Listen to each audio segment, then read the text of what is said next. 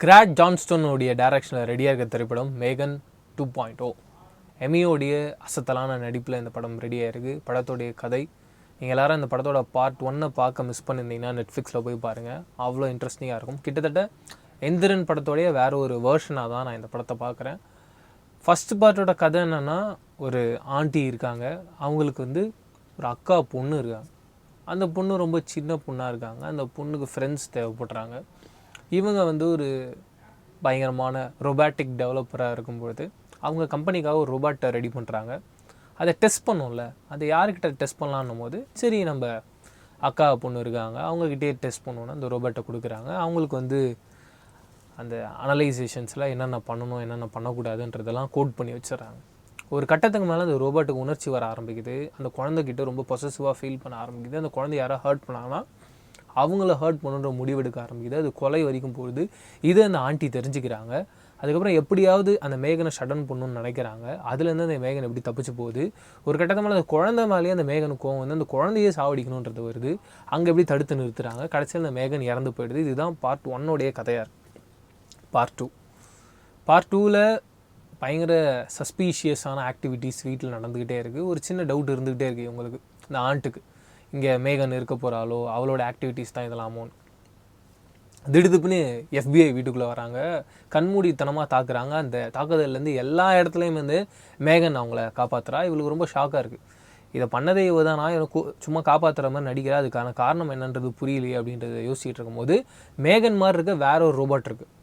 அந்த ரோபோட் தொடர்ந்து பிரச்சனை அழிச்சிட்டே இருக்குது. அதுக்கு காரணமே இந்த ஆண்டோட பேஸ் தான். அந்த மேகனோட பேஸை வச்சு தான் இந்த ரோபோட்டை உருவாக்கியிருக்காங்க. அதனால் மதர் இந்த ஆண்டி அப்படின்றனால இவங்கள அரெஸ்ட் பண்ணுறோம் அப்படின்றத சொல்கிறாங்க. அப்போ அவங்க சொல்கிறாங்க, இதுக்கும் எனக்கும் எந்த விதமான சம்மந்தமும் இல்லை, கண்டிப்பாக நாங்கள் அந்த ரோபோட்டை பிடிக்கிறதுக்காக உங்கள் கூட சேர்ந்து நம்ம ஒர்க் பண்ணலாம் அப்படின்னு சொல்கிறாங்க. பட்டு அவங்க 2 பேருக்குள்ளே பேச்சுவார்த்தை நடக்குது. ஒரு கட்டத்துக்கு மேலே தனித்தனியாக இடுறாங்க. இந்த FBI என்ன பண்ணுறாங்க, இவங்களை ஃபாலோ பண்ணி இதை கண்டுபிடிக்கணும்னு நினைக்கிறாங்க. அப்படி இந்த ஆண்ட் என்ன பண்ணுறாங்க, அவங்க வீட்டுக்கு போகும்போது மேகன் உண்மையாகவே இன்னும் வாழ்ந்துக்கிட்டு இருக்குது. அதை மீண்டும் ஒரு ரோபோட் உடம்புக்குள்ளே உயிர் பிடிச்சு அந்த இன்னொரு ரோபோட்டை சாகடிக்கணும்னு நினைக்கிறாங்க. இந்த ஐடியா எப்படி நிறைவேறுது, FBI கடைசியில் சாட்டிஸ்ஃபேக்ஷனாக யார் வில்லன்றதை புரிஞ்சுக்கிறாங்களா இல்லையா. அண்டு ஃபஸ்ட் பார்ட்டில் அந்த குழந்தைக்கும் மேகனுக்குமான அந்த லவ் இருந்தது. செகண்ட் பார்ட்டை பொறுத்த வரைக்கும் அந்த ஆண்ட்டுக்கும் மேகனுக்குமான அந்த லவ் உண்மை அப்படின்றது என்ன அப்படின்றத டீட்டெயில்டாக காட்டக்கூடிய திரைப்படம் தான் இந்த மேகன் 2.0. 2.0 அப்படின்னு வரும்பொழுது கண்டிப்பாக கண்டென்ட்டாக நமக்கு தெரிஞ்சிடும். அதுலேருந்து நம்மளை எப்படி சர்ப்ரைஸ் பண்ண வைக்கிறதுன்றது ஒரு பெரிய கேள்வி. ஆனால் இந்த படத்தை பொறுத்த வரைக்கும் டெக்னிக்காலிட்டியை அப்படி யூஸ் பண்ணியிருந்தாங்க. ஒரு சீன், இந்த மேகன் ஃபர்ஸ்ட் டைம் இந்த ஆண்ட்கிட்ட பேசும்போது விஷுவலாக அதை ஒரு தேட்டரில் ஒரு ப்ரொஜெக்ஷன்ஸ் இருக்கும்ல, அந்த ப்ரொஜெக்ஷன் மூலியமாக பேசுறதாகட்டும், லைட் மூலியமாக பேசுறதாகட்டும், சவுண்டு மூலியமாக பேசுறதாகட்டும் சொல்லிட்டு ஏகப்பட்ட ஐடியாஸை லாக் பண்ணி கொண்டு கொடுத்துருந்தாங்க. அது பயங்கர ப்ரில்லியண்ட்டாக இருந்தது. ரொம்ப கரெக்டாக ஒன்று ப்ராசஸ் பண்ணி ஆடியன்ஸ் கிட்ட கொடுக்கணும்னு ட்ரை பண்ணுறாங்களா, அது ரொம்ப அழகான ஒரு விஷயம். அது ரொம்ப நல்லா பண்ணியிருந்தாங்க. அண்ட் வெறும் எக்ஸிக்யூஷனாக மட்டும் இல்லாமல் கண்டென்ட்டில் அவங்க எந்தளவுக்கு ஸ்ட்ராங்காக இருக்காங்கன்னா, இந்த படம் ஒரு கமர்ஷியல் படத்தில் ஒன்று இருக்கும் இல்லைங்க, ஒரு எமோஷ்னல் வேல்யூ ஒன்று இருக்கும். சினிமாட்டிக் லிபர்ட்டி யூஸ் பண்ணி அடுத்தடுத்த சீன்ஸை கடந்து போயிருப்பாங்க. நமக்கு அங்கே சந்தேகம்ன்றது வந்தால் கூட அந்த கதையும் அந்த ஸ்க்ரீன் பிளேயும் ஸ்ட்ராங்காக இருக்கிறனால நம்ம கடந்து போயிடுவோம். எக்ஸாம்பிள், ஒரு ஹீரோ ஒரு 20 பேர் அடிக்கிறாருன்னா அது உண்மை கிடையாது, இருந்தாலும் நமக்கு அது பிடிச்சிருக்கும், அந்த ஹீரோ அப்படி அடிக்கணும்னு ஆசைப்படுவோம்.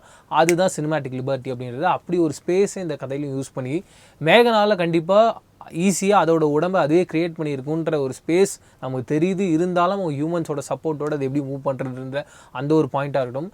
அந்த ஆண்ட்டுக்கு கொடுத்துருக்க அந்த எமோஷ்னல் சப்போர்ட் கொஞ்சம் கொஞ்சமாக அவங்க எப்படி அந்த மேகனை நம்புகிறாங்க, அந்த மேகன் கடைசியில் அவங்களை எப்படி ஏமாத்துது, அண்டு ஏமாத்துகிற பாயிண்டில் என்ன ட்விஸ்ட் அண்ட் டர்ன் இருக்குன்றத ரொம்ப டீட்டெயிலாக ரைட்டிங்கில் இருந்தது. ஒரு அசைவுமே அந்த ரைட்டிங்கில் அவ்வளோ ஸ்ட்ராங்காக இருந்தால் மட்டும்தான் அவுட்புட் அவ்வளோ கிளியராக வரும்.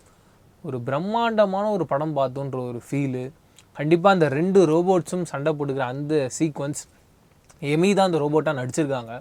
பயங்கரமான ஒரு பர்ஃபார்மன்ஸ். அப்படியே ஆப்போசிட் ரோபோட்டாக யார் நடிச்சிருக்காங்கன்னு பார்த்தீங்கன்னா, நீங்கள் எல்லாருமே அந்த வாண்டா அப்படின்ற கேரக்டர் நீங்கள் பார்த்துருப்பீங்க அவெஞ்சர்ஸில். அவங்க தான் இந்த படத்தில் அந்த ஆப்போசிட் ரோபோட்டாக நடிச்சிருக்காங்க. அவங்களுடைய கேரக்டர் நீங்கள் சொல்ல வேணாம், இது முன்னாடி நிறைய படங்களை அவங்க பர்ஃபார்ம் பண்ணியிருக்காங்க. இந்த படத்துலையும் அவங்க 2 பேரும் வர அந்த சண்டை காட்சிகள் ரொம்ப அழகாக ஸ்டேஜ் பண்ணப்பட்டது. அண்டு இதில் இந்த மேகனுக்கு ப்ராசஸ் பண்ணுற விதம், அந்த ப்ராசஸிங்கை வச்சு தான் அவருடைய கேரக்டர்ஸ் இருக்குன்றது, அந்த அனலைசேஷனில் ஆடியன்ஸுக்கு கொண்டு புரிய வைக்கிறதுன்றதுல அது ரொம்ப அழகாக இருந்தது. ஏன்னா மேகன் ஒரு இடத்துல சொல்லுது, நான் அப்போ இருந்த ஒரு ரோபோட்டாக இருக்கும்போது எனக்கு வயசு சின்னது, நீங்கள் அப்படி தான் என்னை ப்ரோக்ராம் பண்ணி இருந்தீங்க. அதன் காரணமாக எனக்கு கோவம் வரும்போது என்கிட்ட ஸ்ட்ரென்த் இருக்குன்ற போது என் கோவத்தை நான் முழுப்படியாக காமிச்சேன். ஆனால் இப்போ எனக்கு வயசு ஏறி இருக்குது, நீங்கள் அப்படி தான் என்ன ப்ரோக்ராம் பண்ணணும், பார்க்குறதுக்கு லுக்கும் நான் அப்படி தான் இருக்கணும். அப்படி இருக்கும் பட்சத்தில் எனக்கு இப்போ ஒரு புரிதல் ஏற்பட்டுருக்கு. எனக்கு கண்டிப்பாக என்னை ஹர்ட் பண்ணாமல், என்னை சுற்றி இருக்கவங்களை ஹர்ட் பண்ணாமல் இருக்க ஹியூமன்ஸை நான் கண்டிப்பாக ஹர்ட் பண்ண மாட்டேன். அதை தாண்டி யாராவது ஹர்ட் பண்ணாங்க கண்டிப்பாக நான் அவங்களை ஹர்ட் பண்ணுவேன்ற அந்த புரிதலோட, அந்த விஷனோட அந்த ரோபோட் எமோஷனை ஆடியன்ஸுக்கு கடத்தின அந்த ஐடியாலாம் ப்ரில்லியண்ட்.